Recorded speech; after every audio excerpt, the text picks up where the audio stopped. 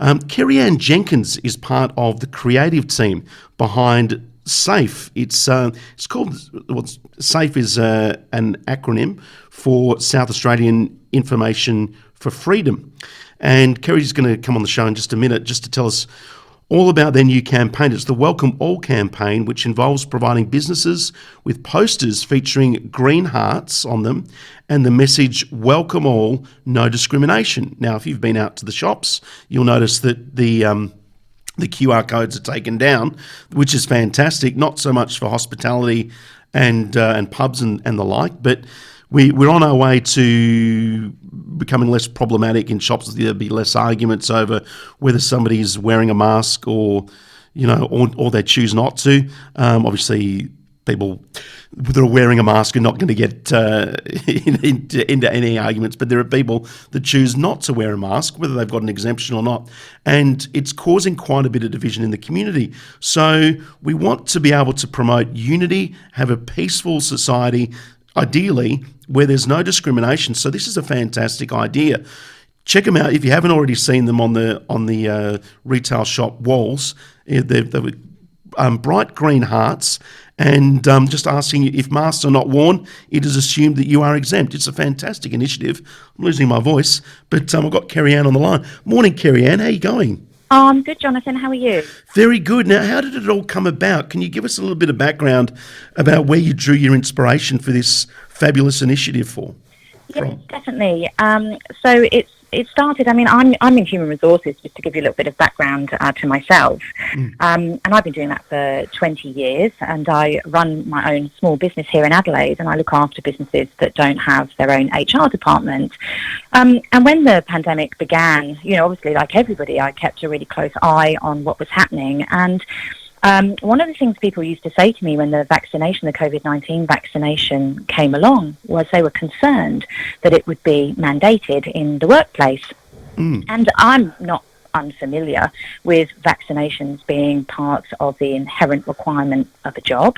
I work in health. There's plenty of examples where that's the case, but I kept reassuring people that it wouldn't happen, just by the very nature that it was a new vaccination. It was still in trials. It was only provisionally approved at this stage. It was new technology.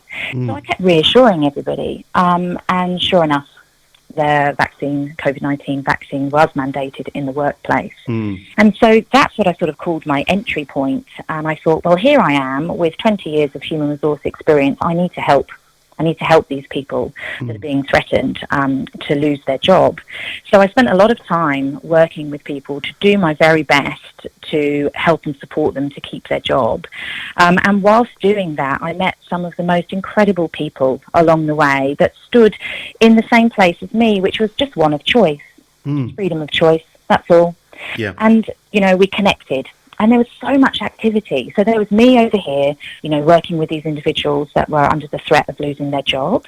There was people over there that were working within the community. There was others that were working hard on rallies. Really good friends of mine were running a Facebook page called Guardian South Australia, which was really looking after the children and the situation with the children. So there was all this activity going on. And so we started to come together as a group more and more. And in the end, we became part of a group called South Australia Information for Freedom, which was the inspiration of Rose, who was one of the people alongside Luke that started Guardian South Australia. And we got together and we really came up with a vision. Well, it was really Rose's vision to say, look, can we be a central hub of information? Can we be a central place where people can come for resources, information, initiatives, actions, for all things freedom related. And so South Australia Information for Freedom, which we call SAIF, and that's SAIF.cloud, was born. So that's how we were born as a group. Yeah. And under that group, we started to work really hard on various areas. So on the website, for example, there's an area for community. There's been a lot of work for clothes and food drives for those that need it. There's a section around workplace and employment. Children are very important, and we work very closely with parents with questions. which Yep. is also another organisation that is set up to support parents. And there's counselling support, there's media, and there's plenty of volunteer opportunities. So it was really, a place where we can kind of find and fight and create our own freedom. Now, working with all of those individuals that were potentially, well, not potentially, they were under threat of losing their employment was heartbreaking work, to be honest with you, Jonathan. Yeah. Watching relationships break down, workplace culture get destroyed, trust get broken.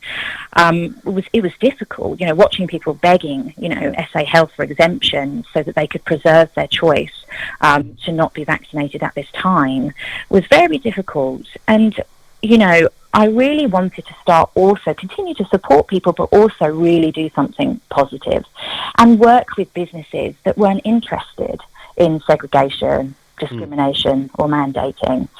And so the Welcome All campaign basically was developed. Now, I must absolutely give the Yeppoon community in Queensland credit for this campaign because they were the hearts and minds behind it. And it's a simple, at first blush, a really simple campaign where a business can display to their community through a poster with a green heart that they welcome all. No discrimination. Yeah. Thank you for supporting our business. It's super simple. Yeah. The Yeppoon community, they actually were fortunate enough to work with their local council. And what was great about that is that they then agreed, we are a council that don't discriminate.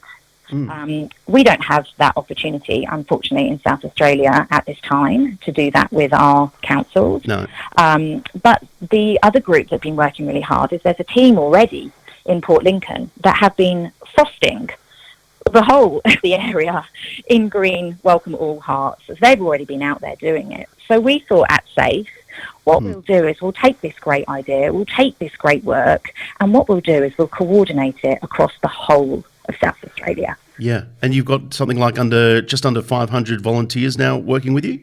Yeah, well, at the moment, what we have is I wouldn't want to give people the impression that we don't need anybody. So we've got SAIF.cloud.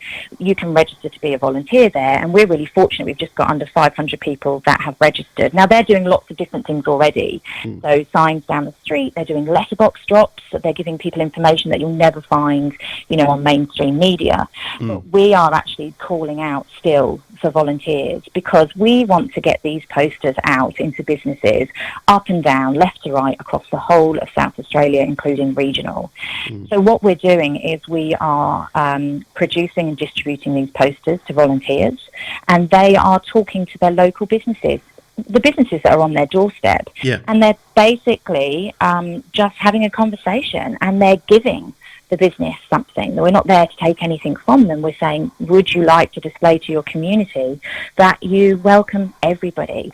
And stop get over that kind of normalisation of segregation and discrimination that is occurring, because there are plenty of businesses out there, sadly, that are mandating the vaccine for their customers, for their clients, and for their patients, etc.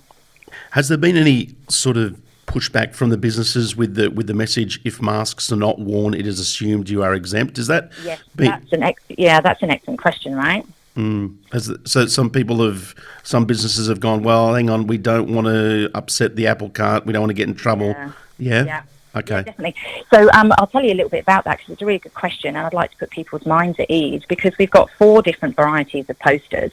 So we've got one that's a little bit more detailed, and people can see this on SAIF.cloud. Everything's there for them. And as you rightly say, it says, if required to do so, please check in. If masks are required and you are not wearing one, we will assume you are exempt.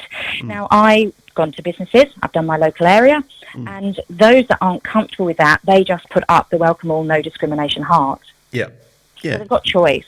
But I would like to address that briefly, which is that if masks are required, a business owner is not required to police people's mask wearing.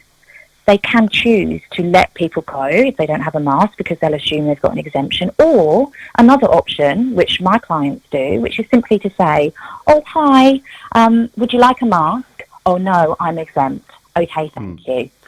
And it's over. correct me if I'm wrong, the onus is then on the person saying that they're exempt to show that, and they're the ones that may or may not get fined if a police officer was standing right next to them. Is that right? That's right, Jonathan. So the emphasis on the mask wearing is on the individual, not on the business owner. Now, a business owner does not have to ask or see for this exemption, and an individual does not have to, or should not have to, and does not have to, show it if they don't wish to. It's about choice, because it's private medical information. Yeah. And that belongs with the relationship between that individual and the doctor. And of course, though, we have heard all stories about, well, you've got to show me your exemption, says the shop owner to the punter just coming in, or else you're not going to be able to buy from our shop, which is a very easy decision for the person to say, well, I'll get whatever I need elsewhere. So this is about bringing the community together, not living in fear, living in love and unity, and that's a big thing for us to adopt when we've been spending the last 2 years being pumped into us all this information about the virus and being socially isolated and doing all the right things and taking all the right measures and following all the right rules. It creates I think that it creates poor mental health in the community. So this is about bringing back good mental health, good positive measures so that people can be united, and it's fantastic. So yeah, exactly. Those messages are absolutely right. We are replacing fear with love.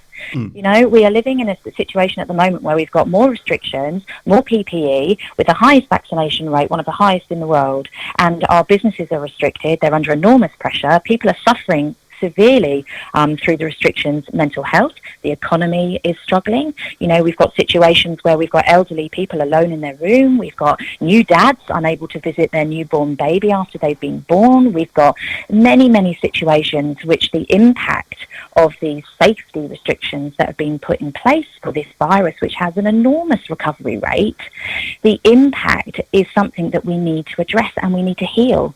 Yeah. It's about community and it's about healing. And it's exactly as you say, it's bringing the businesses together and it's saying, you know what, no more. Who were we in 2019? We didn't discriminate. We didn't segregate. We didn't police our consumers. They came to us in peace and we served everybody in our community. And that's what we're bringing back.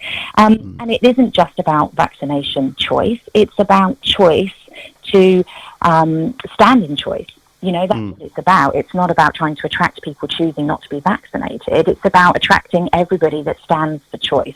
And we've had enough.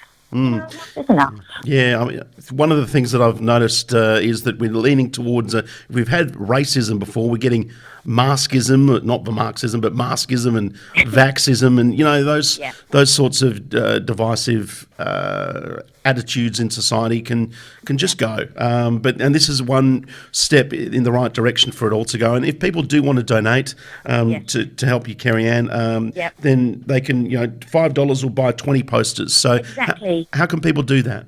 Yeah, there's a couple of things people can do if they love this idea, they want to get behind it. First of all, if you're a business, you can display the poster. Go to SAIF.cloud. There's 4 to download.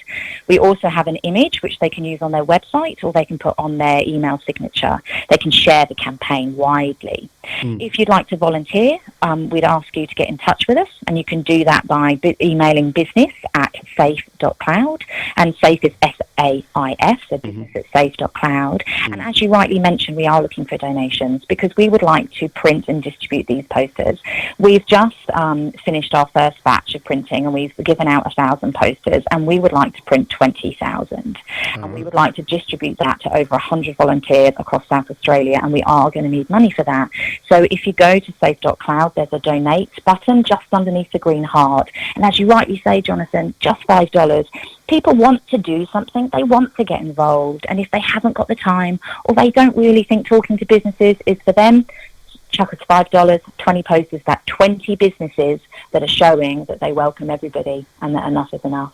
Fabulous. Good on you, Kerry Ann. Well done, and good stuff for the entire team and all your 500 volunteers. And we'll get the message out.